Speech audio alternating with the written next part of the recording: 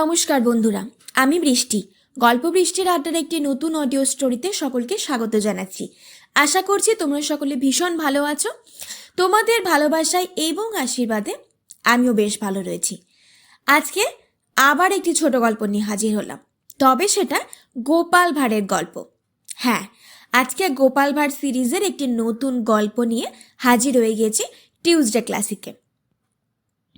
আজকের গল্পের নাম গোপালের ঘোড়া সাজানো। একবার শখ করে গোপাল একটা ঘোড়া কিনে বসলো। তারপর ঘোড়ার সাজ কিনে এনে সাজ পরাতে বসলো।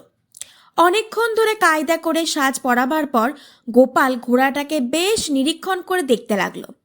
এমন সময় গোপালের চাকর বলে উঠল, এটা যে উল্টো হলো বাবু। গোপালের সন্দেহ হয়েছিল যে বোধহয় সাজ পরানোটা ঠিক হয়নি, কিন্তু সামান্য একটা চাকর গোপালের ভুল ধরবে, এটা কি আর সহ্য করা যায়? তাই ধমক দিয়ে বলে উঠল, উল্টো হবে কেন রে বোকা, ঠিকই তো হয়েছে। চাকর বলল, না বাবু, পিছনের দিকটা মুখের দিকে আসবে আর মুখের দিকটা থাকবে পিছনের দিকে।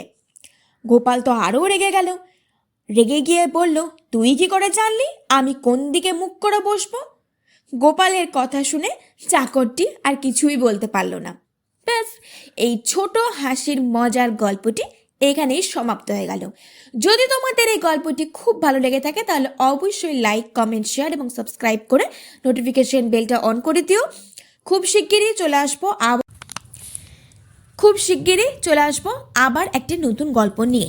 তো ততক্ষণ তোমরা ভালো থেকো, সুস্থ থেকো, সাবধানে থেকো, আর এইভাবে আমার পাশে থেকো। আর মিনি ভ্লগ, লং ভ্লগগুলো দেখতে থাকো। বাই।